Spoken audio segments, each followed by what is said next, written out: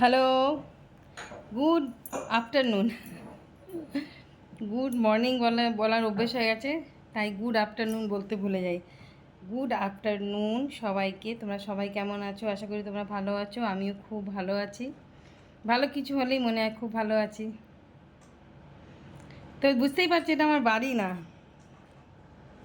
হ্যাঁ, আমি এটা তোমাদের সারপ্রাইজ দিলাম, কারণ ভিডিও করিনি, ইচ্ছা করে করিনি, করতে ইচ্ছা হচ্ছিল না বাড়ি থেকে বেরোনোর সময়।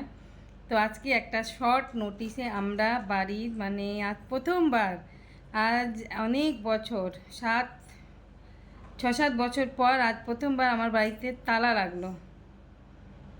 কেন বলো তো? আমরা শর্ট নোটিশে আমার বাড়ির সবাই, এমনকি আমার মাকে প্রথমবার নিয়ে এলাম, কেননা মার বয়স হয়েছে, মা হাঁটতে ফাটতে অসুবিধা হবে, মা বেশি চলতে পারবে না, এইসব ভাবনা চিন্তা করে মাকে কোথাও নিয়ে যেতে যায় না। কলকাতার মধ্যে ঘোরাঘুরি করিয়েছি, কিন্তু বাইরে, কলকাতার বাইরে এই প্রথমবার মাকে নিয়ে এলাম। কোথায় জানো তো? শান্তিনিকেতন। সেই সকাল 9টায় বেরিয়েছি, একটু দেরি হয়ে গেল বেরোতে। তো যাই হোক, সকাল 9টায় বেরিয়ে এখানে পৌঁছালাম 2:30-টে। রাস্তায় প্রচণ্ড ওই লরির জ্যাম ট্যাম থাকে।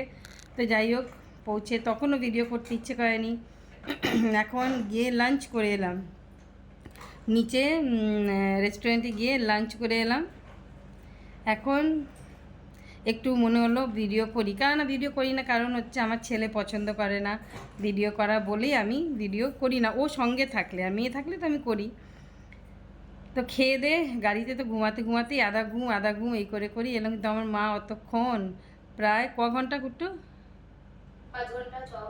5-6 ঘন্টা গাড়িতে আমার মা ভালোই এসছে। আমি খুব চিন্তা করছিলাম, কিন্তু আমাদের সঙ্গে পাল্লা দিয়ে বেচারা খুব খুব খুশি হয়েছে। একটা ছোট বাচ্চাদের যেমন প্রথম বাইরে নিয়ে গেলে যেমন করে, তো নিয়ে এসেছি মাকে। যার হয়তো তোমরা ভাবছো জিমি হানিকেও বোধহয় নিয়ে এসেছি। না, জিমি হানিকে আমরা খুবই মন ভারী করে, মনের কষ্টে দুঃখে আমরা ওকে খুব ভালো একটা আমাদের ফ্রেন্ড, সে তার ক্রেশে রেখে এসেছি, একদম বাড়ির ওর বাড়িতেই রেখে এসেছি ধরো। কেননা ওরা ক্রেশ চালায়, কিন্তু ক্রেশটা ডগদের হচ্ছে সেকেন্ড হোম। ভীষণ ভীষণ ভালো, ওরা এত যত্ন করে, আমি নিশ্চিন্ত আমি এসে গেছি। কিন্তু জিমি আর কিশমিশ কষ্ট পাচ্ছে, এই কারণ মা নেই, কোথায় রেখে এসেছি। ওখানে ওরা আগেও থেকেছে। তো যাই হোক, কী বলো তো, আমাকে তো বেরোতে হবে সবার সঙ্গে। আর এবার আরও মজা হয়েছে, আমার মেয়েও এসছে, মেয়ে ছুটি নিয়েছে। তো আমরা 2 দিনের ছুটিতে এসেছি। 2 দিন কি আজকে কাল পরশু ব্যাক। তো ছুটিতে এসেছি, মাকে নিয়ে এসেছি, আমি, আমার বর, আমার ছেলে, আমার মেয়ে, আমার মা। তো সবাই মিলে শান্তিনিকেতনে আমরা এসেছি। এখন মা, মেয়ে আর আমার মা খাওয়া দাওয়া হয়ে গেছে। এবার আমার ছেলে আর আমার বর ঘুমাবে দুপুরবেলায়। শান্তিনিকেতনে এসে তো কিছু, ছেলেদের কিছু করার থাকে না, কি শপিং করবে। আর আমাদের তো অনেক কিছু অ্যাট্রাকশন থাকে এখানে, সোনাঝুরি হাটটাই তো হচ্ছে মেন। তা আমরা এখন মা মেয়েতে মিলে বেরোবে সঙ্গে। আমার মা, আমাকে বললাম তুমি ঘুমাও, একটু রেস্ট নাও। মা বললো না, খুব ভালো লাগলো, মা হাঁটতে পারে, একটু ধরে ধরে হাঁটাতে হয়। তো চলো, এই অবধি আমি চলে এসেছি। সারপ্রাইজ, নিজেও সারপ্রাইজ, তোমাদেরও সারপ্রাইজ দিয়ে দিলাম যে আমি হুট করে বিনা নোটিশে, বিনা কিছু ভাবনা চিন্তা যাবো ভাবছিলাম, কিন্তু চলে আসবো, এইটা একটা অনেক বড় ব্যাপার। সবাই সপরিবার চলে এসেছি। আজ প্রথম আমার বাড়িতে মা তারাকে একা রেখে আর আমার বাড়িতে তালা মেরে এসেছি। আমাদের বাড়িতে তালা লাগতো না, তালা সিস্টেমই ছিল না।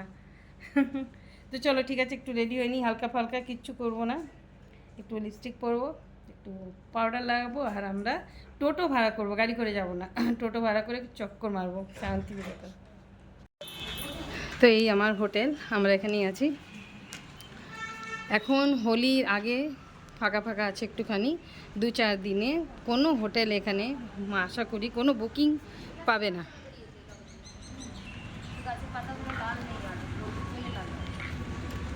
এটা হচ্ছে শান্তিনিকেতন কী কুটু রেসিডেন্সি, না রেসিডেন্সি, এই হোটেলের নাম হচ্ছে। এখানে ওই যে দেখো বাউলের যেখানে ছবিগুলো দেখছো, ওখানে বাউল নাচ হয়। কোনো কোনো অকেশনে বাউলরা এসে ওখানে নাচ করে, গান করে। লনটায় ছোটোখাটো পার্টি হয়, বেশ ভালো। আমাদের রুম ওপরে। তো এখন যাই, আমরা টোটো বুক করবো, করে গিয়ে কোথায় ঘুরবো সেটা দেখা যাক। তো বেরিয়ে পড়লাম, খেয়ে দিয়ে ঘুরতে এসেছি। 2 দিনের ছুটিতে ঘুমালে আর ল্যাদ খেলে হয়? খালি থেকে থেকে না খুব জিমিদের কথা মনে পড়ছে, খুবই কষ্ট হচ্ছে, জানি না কেন। অনেক দিন পর ওদের বাড়ির বাইরে রাখলাম, মাকে নিয়ে আসবো বলে। মা থাকলে তো ওদের বাড়িতেই রেখে আসতাম, কিন্তু মাকে নিয়ে এসেছি, কোনো দিন নিয়ে আসি না।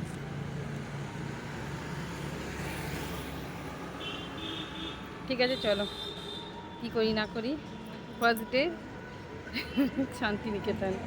ঠিক আছে, চলো।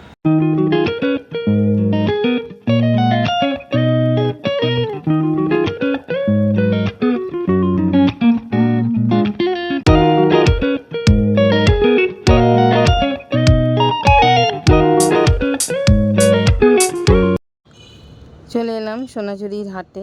কত কত শপিং। আমরা ফ্রাইডে এসেছি, আগে জানতাম শনিবার রবিবার সোনাঝুরির হাট বসে, কিন্তু এখন সারা সপ্তাহেই সোনাঝুরির হাট বসে, শুধু নাকি বুধবার বসে না।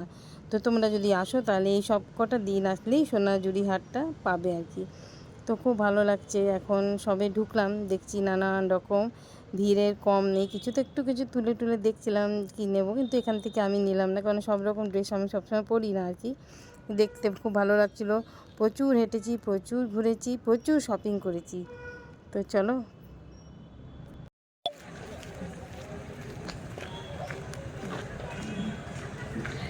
চলো, অনেক শপিং করে নিলাম।